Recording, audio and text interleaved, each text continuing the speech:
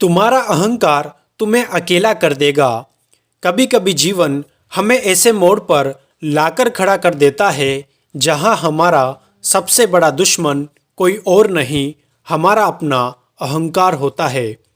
यह कहानी एक ऐसे आदमी की है जो सोचता था कि वो सब जानता है, लेकिन जब जिंदगी ने उसे तोड़ा तभी उसने समझा कि जहां अहंकार है वहां सच देखने की क्षमता नहीं होती। और इसी मोड़ पर ओशो की एक सीख ने उसकी ज़िंदगी बदल दी। आइए इस कहानी की शुरुआत करके कुछ नया सीखते हैं। कहानी है राघव की, जो गुड़गांव में 30 साल का कॉर्पोरेट मैनेजर था। सक्सेसफुल, कॉन्फिडेंट, लेकिन भीतर से बहुत इनसिक्योर। उसने इनसिक्योरिटी को छुपाने के लिए अपने चारों तरफ एक मोटी परत बना ली थी, ईगो की परत। वह अक्सर कहता था, मैं गलत नहीं हो सकता, मेरे जैसा सोचो वरना तुम गलत हो।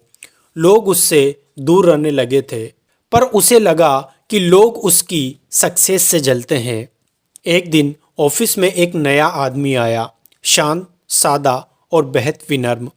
राघव ने उसे हल्के में लिया। उसी आदमी ने एक प्रोजेक्ट में ऐसी क्रिएटिविटी दिखाई जिससे पूरा डिपार्टमेंट इम्प्रेस हो गया। राघव को लगा, ये मेरे सामने चमकने की हिम्मत कैसे कर रहा है। ईगो हर्ट हुआ।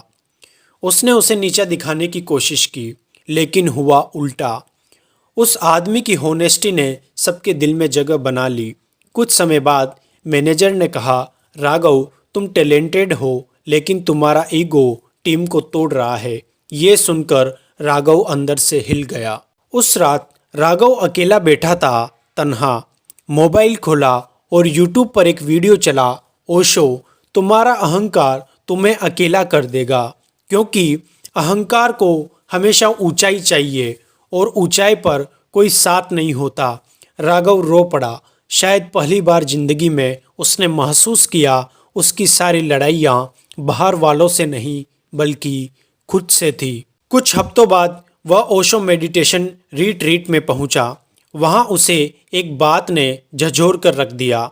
एक बुजुर्ग साधक ने उससे कहा, जिसे खुद पर भरोसा होता है उसे कभी ऊंचा दिखने की जरूरत नहीं होती। राघव चुप हो गया। उसने पहली बार ध्यान में बैठकर अपने भीतर देखा।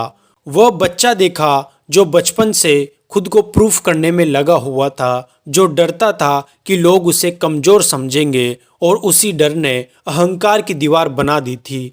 ध्यान के दौरान उसका मन हल्का होने लगा। वह समझ गया, ईगो अस्तित्व की रक्षा नहीं करता, ईगो तो अस्तित्व को नष्ट कर देता है। वह ऑफिस पहुंचा, लेकिन अब बदल चुका था। उस आदमी को उसने क्रेडिट दिया, लोगों की बात सुनने लगा, गलत होने पर माफ़ी मांगने लगा, टीम के साथ मिलकर चलने लगा, और सबसे हैरानी की बात, उसकी ग्रोथ अचानक बढ़ने लगी। क्योंकि अब लोग उससे डरते नहीं थे, वे उसकी रेस्पेक्ट करते थे। राघव ने एक बार कहा, मैंने सोचा था ईगो मुझे स्ट्रोंग बनाएगा, पर उसने मुझे होलो कर दिया था। जब ईगो गिरा तभी मैं खड़ा हुआ। ओशो कहते हैं, ego is the only barrier between you and truth. इस कहानी में राघव ने सीखा, सच्चा इंसान वही है जो गलत होने पर भी मुस्कुराकर कह सके, हाँ मैंने गलती की है। जहाँ ईगो खत्म होता है वहीं से मैच्योरिटी की शुरुआत होती है, वहीं से फ्रीडम शुरू होती है।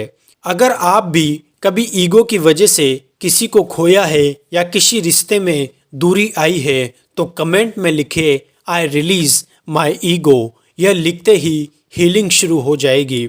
अगर यह कहानी आपके दिल तक पहुंची हो तो इस वीडियो को लाइक करें और इस प्रकार की कहानियों को सुनने के लिए इस चैनल को सब्सक्राइब करें। मिलते हैं अगली वीडियो में एक नई कहानी के साथ। तब तक के लिए जय हिंद।